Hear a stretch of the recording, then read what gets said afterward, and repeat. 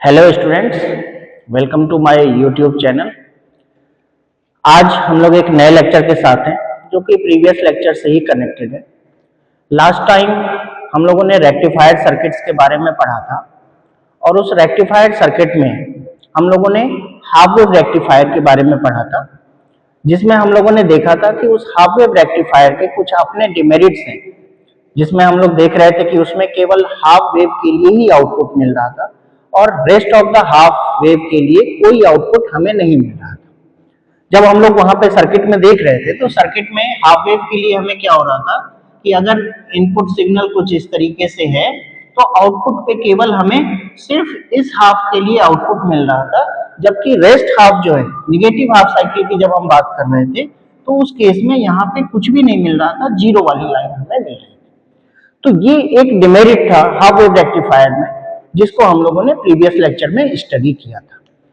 आज के लेक्चर में बेसिकली हम लोग इस फुल वेव रेक्टिफायर के बारे में पढ़ने वाले हैं, जो फुल वेव रेक्टिफायर इस हाफ वेव रेक्टिफायर के डिमेरिट को दूर करता है। फुल वेव रेक्टिफायर, जैसा कि नाम से ही हमें इसमें पता चल रहा है कि ये पूरे वेव के लिए रेक्टिफिकेशन का काम करेगा, और वो फुल वेव रेक्टिफायर आज के लेक्चर में हम लोग पढ़ने वाले हैं। बेसिकली फुल वेव रेक्टिफायर में दो टाइप्स होते हैं, एक सेंटर टेप और दूसरा ब्रिज टाइप रेक्टिफायर। तो एक हमारा इसमें होता है centre tap full wave rectifier और दूसरा है हमारे पास bridge type full wave rectifier. तो ये दो रेक्टिफायर जो कि फुल वेव रेक्टिफायर है, इसको आज हम लोग इस लेक्चर में इसको कवर करेंगे। तो आइए दोस्तों चलते हैं इस टॉपिक पे, जो कि हमारा आज का टॉपिक है full wave rectifier. Full wave rectifier की बात हम लोग प्रीवियस लेक्चर में कर चुके हैं कि एक ऐसा सर्किट जो कि हमारे इनपुट सिग्नल जो कि हमारे पास एसी में होता है, उस एसी सिग्नल को डीसी सिग्नल में कन्वर्ट करने का काम करता है। एक एसी सिग्नल को डीसी सिग्नल में कन्वर्ट करने वाला सर्किट हमारा क्या कहलाता है? रेक्टिफायर सर्किट कहलाता है। अब इसके दो टाइप्स हम लोगों ने पढ़े थे, एक हाफ वेव रेक्टिफायर जो ऑलरेडी पढ़ चुके हैं, और दूसरा जो हमारा फुल वेव रेक्टिफायर, उसको आज के लेक्चर में हम लोग यहाँ पढ़ने जा रहे हैं। तो फुल वेव रेक्टिफायर एक ऐसा रेक्टिफायर सर्किट जो कि पूरे वेव के लिए हमें आउटपुट देने वाला है, वो हमारा फुल वेव रेक्टिफायर सर्किट कहलाएगा। Means rectifier is a circuit which converts the AC signal into DC signal for the complete waveform, for the complete cycle. So यहाँ पे हम लोग इस फुल वेव रेक्टिफायर की बात करने वाले हैं। ये फुल वेव रेक्टिफायर दो टाइप्स के होते हैं, जैसा कि हमने कहा। उसमें से सबसे पहला टाइप हम लोग पढ़ने जा रहे हैं, जो कि है सेंटर टेप और फुल वेव रेक्टिफायर। तो सबसे पहले ये पहला जो टाइप है centre tap full wave rectifier, इसको हम लोग देखेंगे, और फिर इसके बाद फिर हम लोग bridge type full wave rectifier देखेंगे। तो ये centre tap full wave rectifier, ये एक फुल वेव रेक्टिफायर है। मींस आउटपुट जो हमें मिलेगा वो दोनों ही हाफ साइकिल के लिए आउटपुट मिलने वाला है। और सेंटर टेप का मतलब अभी मैं आपको सर्किट बना के दिखाता हूं कि इसमें सेंटर टेपिंग क्या है। तो इसके सर्किट बनाने के लिए सबसे पहले हम लोग यहाँ पे एक इनपुट, और इनपुट के बाद यहाँ हम लोग यूज कर रहे हैं ट्रांसफार्मर, और ये ट्रांसफार्मर का सिंबल,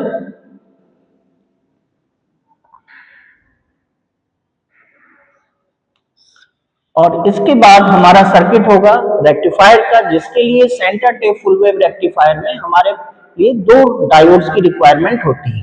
तो एक डायोड हम लोग इस ब्रांच में बनाएंगे, ये पहला डायोड जिसको हम D1 से डिनोट कर रहे हैं, और एक दूसरा डायोड जो कि D2 होगा, उस D2 को हम लोग यहाँ पे रिप्रेजेंट कर रहे हैं। इसके साथ ही एक लोड सर्किट होगा, जो लोड सर्किट इसके मिडिल पॉइंट से, ट्रांसफार्मर के मिडिल पॉइंट से और इस लाइन को यहाँ पे ज्वाइन करेगा। तो ये कुछ स्ट्रक्चर है, ये हमारा RL लोड रेजिस्टेंस है, D1 डायोड और ये D2 डायोड, ये हमारा ट्रांसफार्मर है, तो इसको T/F से डिनोट कर रहे हैं। और ये हमारा सप्लाई वोल्टेज यहां से लेंगे, जो कि हमारा सप्लाई वोल्टेज 220 वोल्ट 50 हर्ट्ज की सप्लाई यहां पे हम यहां से इनपुट कराने वाले हैं। तो ये हमारा इनपुट सप्लाई ट्रांसफार्मर जो इस 220 वोल्ट को स्टेप डाउन करेगा, और स्टेप डाउन करने के बाद हम इसको इस रेक्टिफायर सर्किट में देने वाले हैं, जिसका जो आउटपुट मिलेगा वो हमें इस लोड के अक्रॉस मिलेगा, और उस लोड के अक्रॉस हम लोग आउटपुट देखेंगे कि क्या है। तो इसकी वर्किंग हम लोग जाने उससे पहले हम लोग इसका एक इनपुट वेवफॉर्म ड्रॉ कर लेते हैं। ये एक इनपुट वेवफॉर्म के लिए ये ड्रॉ है। इसके ये एक्सिस हमने बनाया यहाँ पे टाइम एक्सिस, और ये VI जो कि इनपुट वोल्टेज है, या यहाँ पे VS हम लोग डिनोट कर रहे हैं, तो ये VS वोल्टेज हम लोग यहाँ शो कर सकते हैं, जो कि हमारा सप्लाई वोल्टेज है। और वो वोल्टेज हमारा यहाँ पे VI अप्लाई होगा, तो उस VI को हम लोग यहाँ पे अप्लाई कर रहे हैं। तो बेसिकली VI वोल्टेज जो हमारा इनपुट वोल्टेज है, जो इन दो टर्मिनलों पे यहाँ पे अप्लाई हो रहा है, वो हमारा डायोड में जा रहा है। तो इनपुट वोल्टेज है क्या? तो इनपुट वोल्टेज एक साइनोसॉइडल वेव है, जिसको हमने इस ट्रांसफार्मर के थ्रू स्टेप डाउन कर रखा है, और वो इनपुट वोल्टेज को हम लोग इस तरीके से दिखा रहे हैं। और आउटपुट को शो करने के लिए हम लोग यहाँ पे इस आउटपुट को यहाँ पे शो करेंगे कि यहाँ आउटपुट हमारे पास क्या आ रहा है। तो इसको V0 और यहाँ पे T, ये 0 एक्सिस, ये 0 एक्सिस। तो आउटपुट क्या आता है, हम लोग इस सर्किट की वर्किंग देखते हैं और उसके हिसाब से इसके आउटपुट्स को ड्रॉ करेंगे। अब यहाँ पे अगर हम देखें तो दो केसेस बनेंगे।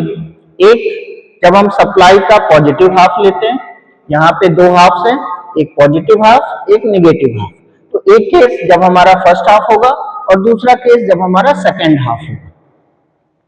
तो अगर एक इनपुट यहाँ पे है तो इसका फर्स्ट हाफ और second half means first half मतलब हम लोग इसकी बात कर रहे हैं, तो ये जब अप्लाई होगा तो पॉजिटिव हाफ अप्लाई होने पे हमें यहाँ पे प्लस और माइनस कुछ इस तरीके से मिल रहा है।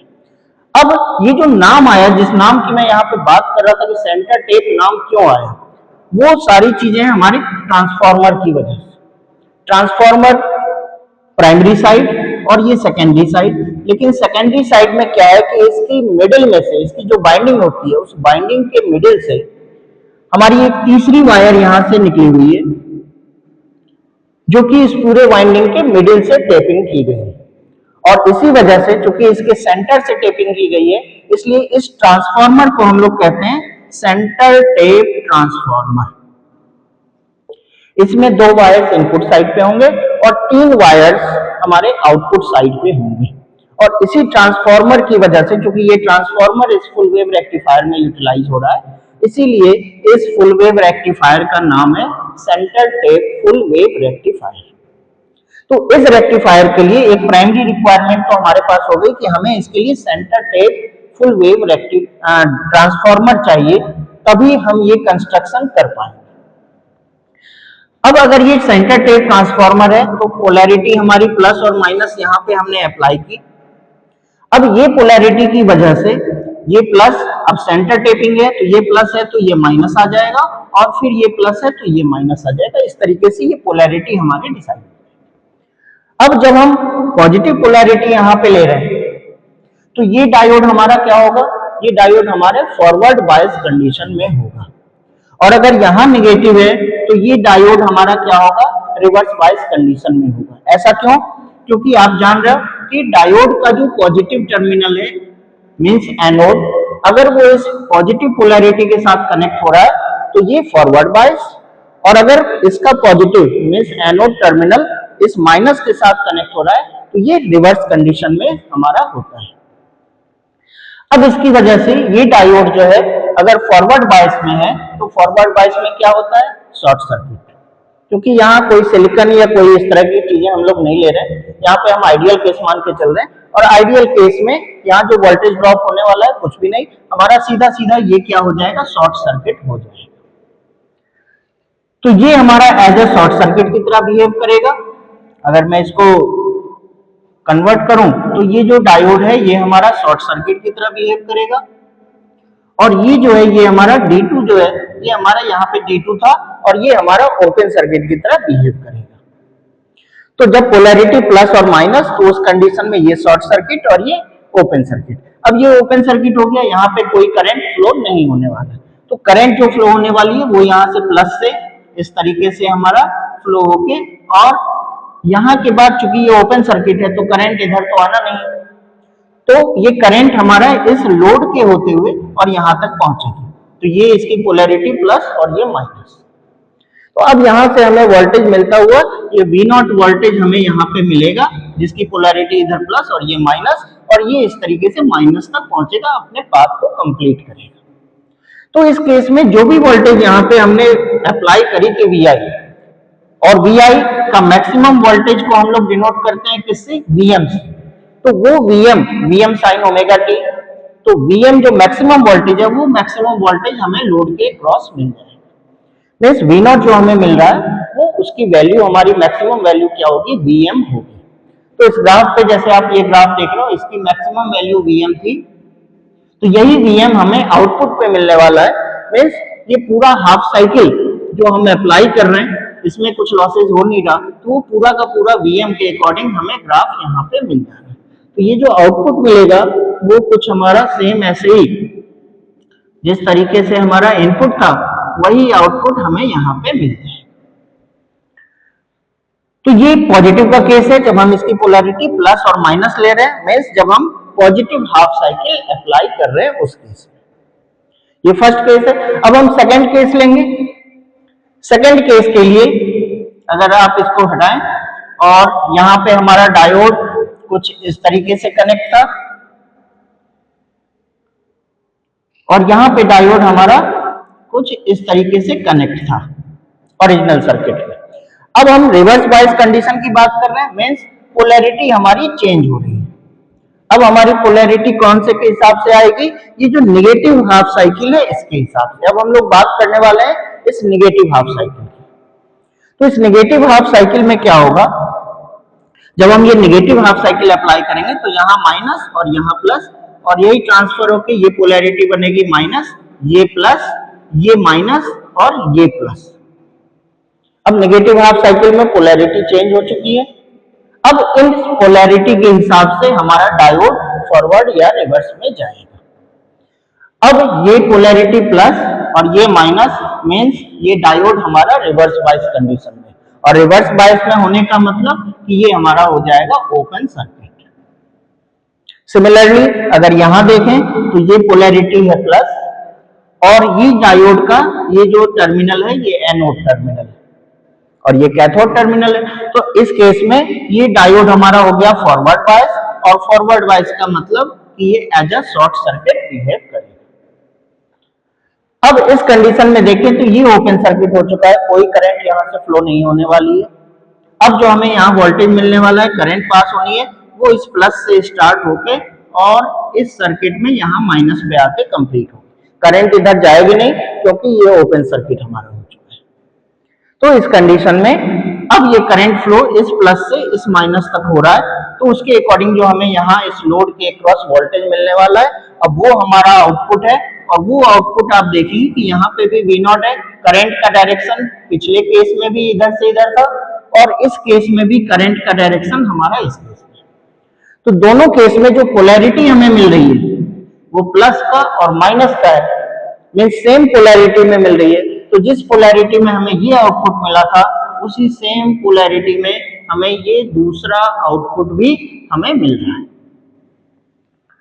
तो ये जो निगेटिव हाफ साइकिल जब हमने अप्लाई किया तो उस समय पे भी हमें आउटपुट जो मिल रहा है वो कुछ इस तरीके से हमें मिल रहा है सेम पोलैरिटी के साथ। तो यहाँ पे कोई नेगेटिव साइड में कोई आउटपुट हमें नहीं मिला है, जिस वजह से जब हम इसका एवरेज निकालेंगे तो एवरेज हमें जीरो ना मिलके, जो कि इस केस में मिल रहा था पॉजिटिव हाफ साइकिल और नेगेटिव हाफ साइकिल दोनों का एवरेज जीरो, तो एसी सिग्नल था। लेकिन यहाँ पे वो हमें एसी सिग्नल नहीं मिल रहा, डीसी सिग्नल मिल रहा है। दोनों हाफ साइकिल्स एक ही पोलैरिटी में पॉजिटिव हाफ में, और जिसकी वजह से जिसकी एक एवरेज वैल्यू डीसी वैल्यू हमें फाइंड आउट होगी। तो एसी का कन्वर्जन डीसी में हो चुका है। लेकिन जो हाफ वेव रेक्टिफायर में प्रॉब्लम थी कि सेकेंड हाफ जो नेगेटिव हाफ था उसका आउटपुट हमें नहीं मिल रहा था, जबकि यहाँ पे हम देख पा रहे हैं कि इस नेगेटिव हाफ के लिए भी हमें आउटपुट यहाँ पे मिल रहा है। तो जो एफिशिएंसी उसमें हाफ वेव रेक्टिफायर में 40.6% ही रह जा रहा था, वो अब हमारा यहाँ इंक्रीज होके 81.2, उसका जस्ट डबल एफिशिएंसी हमें यहाँ पे मिलती है। तो इसकी वजह यही है कि नेगेटिव हाफ साइकिल का आउटपुट भी हमें यहाँ पे मिल रहा है। तो ये फर्स्ट टाइप है, इस तरीके से हमारा ये सर्किट वर्क करता है।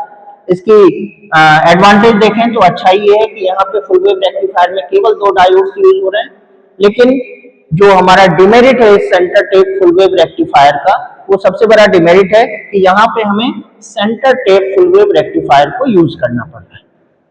और ये सेंटर टेप अगर ट्रांसफार्मर नहीं, अगर हमारे पास ये सेंटर टेप ट्रांसफार्मर अवेलेबल नहीं है या अवेलेबल है तो इसका सेंटर पॉइंट ढूंढना, ये हमारे लिए सबसे बड़ा डिमेरिट है इस सर्किट के लिए।